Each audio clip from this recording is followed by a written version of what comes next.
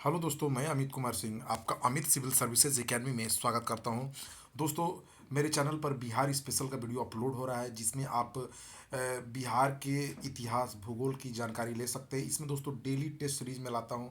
20 से 25 क्वेश्चन का डेली ये क्वेश्चन का एक डोज रहता है। क्वेश्चन प्रैक्टिस मान लीजिए या टेस्ट सीरीज मान लीजिए, जिसमें हम लोग बिहार के इतिहास का भी टॉपिक चल रहा है। इसमें सारे बिहार के इतिहास के सारे क्वेश्चनों को हम लोग देखेंगे और वो भी डिटेल्ड वाइज हम लोग इसका अध्ययन करेंगे दोस्तों। ठीक है, इसमें एक भी क्वेश्चन नहीं छूटेगा। आपको टॉपिक वाइज सारे क्वेश्चन इसमें आते जाएंगे और आपको टॉपिक वाइज क्लियरेंस भी मिलते जाएगा। तो आप मेरा पीछे का भी 5 सीरीज है जो उसको देख लीजिए बिहार का। जो मेरे चैनल पर नए हैं मेरे चैनल को सब्सक्राइब भी कर लीजिए। देखिए दोस्तों, आज मैंने बिहार करंट अफेयर्स फरवरी 2023 का भी वीडियो अपने चैनल पर डाला है, तो आप वीडियो को देखिए। ठीक है दोस्तों, आपके लिए बहुत ही इंपॉर्टेंट रहेगा। तो आज का पहला क्वेश्चन लेते हैं। कौशल एवं मगध के बीच हुए पहले युद्ध में प्रसेनजीत को किसने पराजित किया था? देखिए, कौशल व मगध के बीच पहले युद्ध में प्रसेनजीत को पराजित किया था किसने?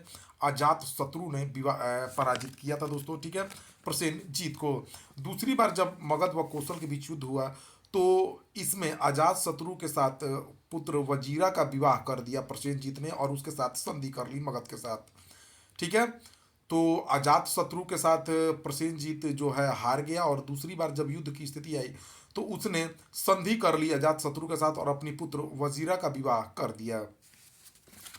ठीक है, अजात शत्रु ने अपने किस प्रबल प्रतिद्वंदी से सुरक्षा के लिए अपनी राजधानी गिरिव्रज की नई किलेबंदी करवाई थी? देखिए, अजात शत्रु की जो राजधानी थी वो कहाँ थी दोस्तों? गिरिव्रज में थी, राजगिरी जिसको भी कहा जाता है।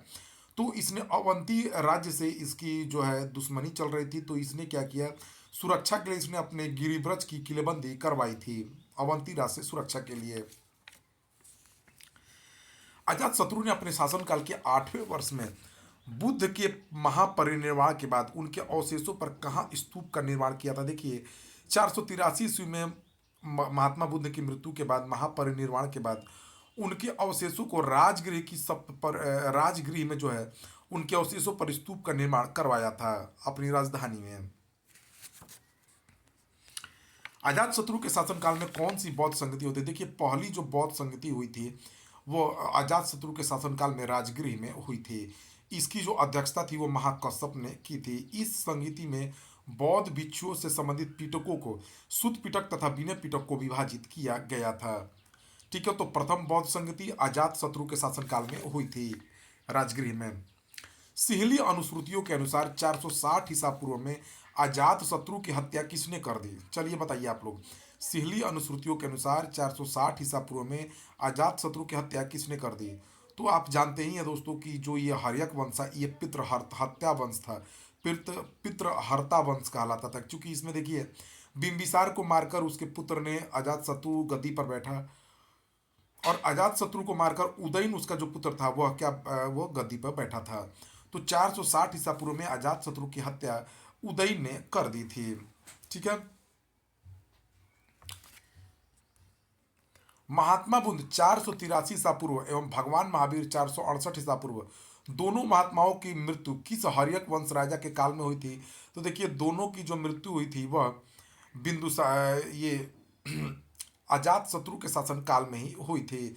अजात शत्रु का शासनकाल 492 से 460 ईसा पूर्व तक माना जाता है। इसने 32 वर्षों तक शासन किया तथा 460 ईस्वी में इसके पुत्र उदयन ने इसकी हत्या कर दी थी। बिंबिसार तथा अजात शत्रु दोनों बुद्ध के समकालीन थे। बुद्ध के समय यह दोनों राजा थे, बिंबिसार और अजात शत्रु। तो दोनों महात्माओं की मृत्यु जो है अजात शत्रु के शासनकाल में हुई थी।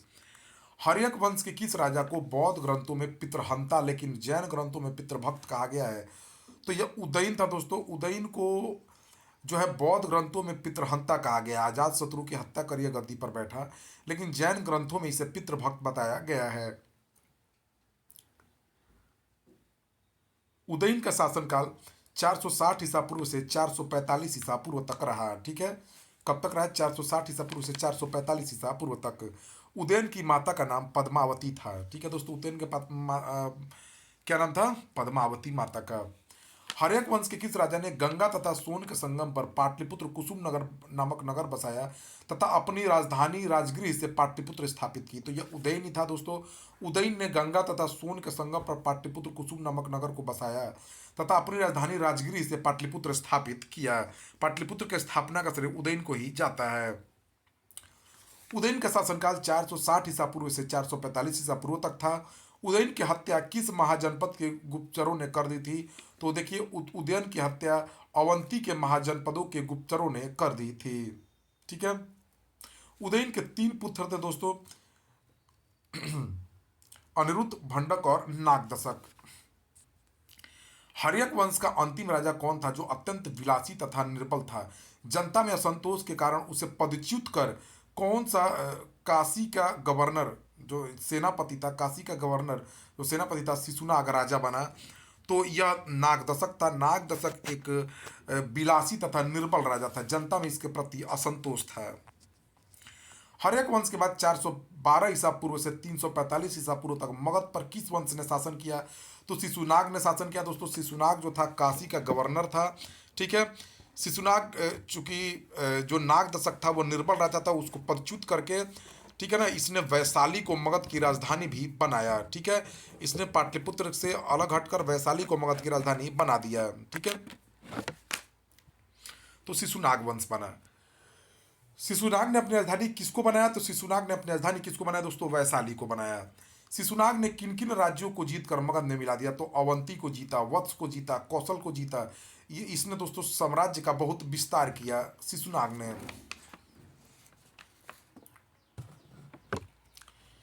नेक्स्ट चलते हैं दोस्तों। मगध ने मिला लिया था अवंती, वत्स, कौशल को। शिशुनाग के किस उत्तराधिकारी ने पाटलिपुत्र को मगध की अस्थायी राजधानी बना दिया? चलिए तो बताइए दोस्तों आप लोग, शिशुनाग का वो कौन सा उत्तराधिकारी हुआ जिसने पाटलिपुत्र को मगध की राजधानी बना दिया? तो देखिए दोस्तों, वो कालाशोक व काकवर्ण है। ठीक है। कौन था? कालाशोक व काकवर्ण। ठीक है।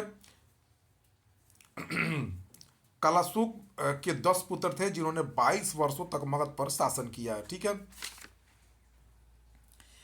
बाण भट्ट रचित हर्षचरित के अनुसार कालाशोक को राजधानी पाटलिपुत्रा में घूमते समय किसने चाकू से मारकर हत्या कर दी थी दोस्तों? महापद्मनंद, जो भारत का सबसे पहला शूद्र राजा बना, उसने दोस्तों कालाशोक को पाटलिपुत्र में घूमते समय चाकू से मारकर हत्या कर दी थी उसकी।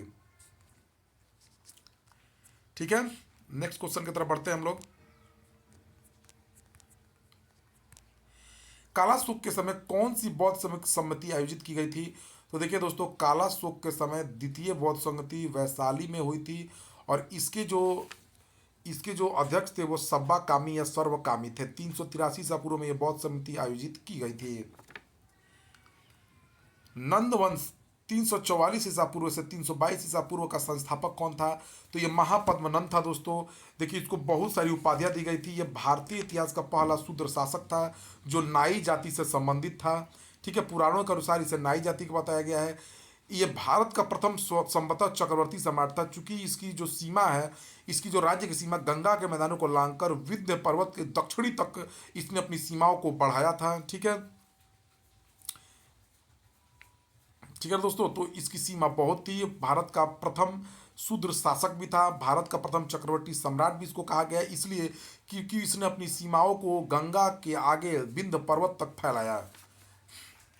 पुराणों में किसे सर्वक्षंत्रांतक, सभी क्षत्रियों का नाश करने वाला एवं एकराट जैसी उपाधियों से विभूषित किया गया तथा महाबोधि वंश में उसे अग्रसेन भी कहा गया है। उग्रसेन भी। तो ये महापद्मनंदी है दोस्तों। इसने ये नाई वंश का था, पुराणों में इसे नाई वंश का बताया गया है और यह भारत का प्रथम शूद्र शासक था। इसने अपने आप को क्षत्रियों का नाश करने वाला बताया है। ठीक है। जो महापद्मनंद ने नंद वंश की स्थापना की और नंद वंश के जो राजा थे वो जैन धर्म के मतावलंबी थे, वो जैन धर्म को मानते थे। किस राजा ने कलिंग विजय के पश्चात विजय स्मारक के रूप में कलिंग से जीन की मूर्ति उठा लाया था? तो ये महापद्मनंद ही था दोस्तों। महापद्मनंद द्वारा किस अभिलेख में एक नहर निर्मित कराए जाने का उल्लेख मिलता है? तो हाथी गुम्फा अभिलेख में नंद वंश के शासक महापद्मनंद द्वारा एक नहर निर्मित कराए जाने का उल्लेख मिलता है। नंद वंश के 9 शासकों में नंद वंश का सबसे अंतिम शासक कौन था? घनानंद। घनानंद को ही मारकर चंद्रगुप्त मौर्य ने मौर्य वंश का स्थापना किया था। घनानंद के शासन काल में ही दोस्तों जो है सिकंदर 325 ईसा पूर्व में उसने आक्रमण किया नंद वंश पर। ठीक है, नंद वंशीय राजा जैन धर्म को मानते थे। धनानंद के जैन मतवलांबी अमात्य कौन कौन से थे? तो सक्टार और स्थूलभद्र जो है घनानंद के जैन मतवलांबी अमात्य थे। ठीक है, किस वंश के शासन काल में सिकंदर ने भारत पर आक्रमण किया दोस्तों? तो नंद वंश के शासनकाल में 325 ईसा पूर्व में जो है सिकंदर ने भारत पर आक्रमण किया था दोस्तों। ठीक है, नंद वंश का शासनकाल 344 ईसा पूर्व से 322 ईसा पूर्व है। नंद वंश के अंतिम राजा घनानंद को पराजित कर चंद्रगुप्त मौर्य ने मौर्य वंश की स्थापना की, चाणक्य कौटिल्य विष्णुगुप्त की सहायता से। ठीक है दोस्तों, तो ये रहा आज का बिहार इतिहास का इम्पोर्टेंट टेस्ट सीरीज का लीजिए, करंट क्वेश्चन सीरीज का लीजिए। ऐसे क्वेश्चन सीरीज आपको डेली मिलेंगे। बिहार इतिहास का, बिहार भूगोल का, बिहार स्पेशल सीरीज चलते रहेगा। Thank you for watching my video. जो नए हैं मेरे चैनल को जरूर सब्सक्राइब कर लीजिए। बिहार का करंट अफेयर्स मेरे चैनल पर मिलता है, नेशनल करंट अफेयर्स मिलता है, हर चीज़ आपको देखने को मिलेगा। Thank you for watching my video.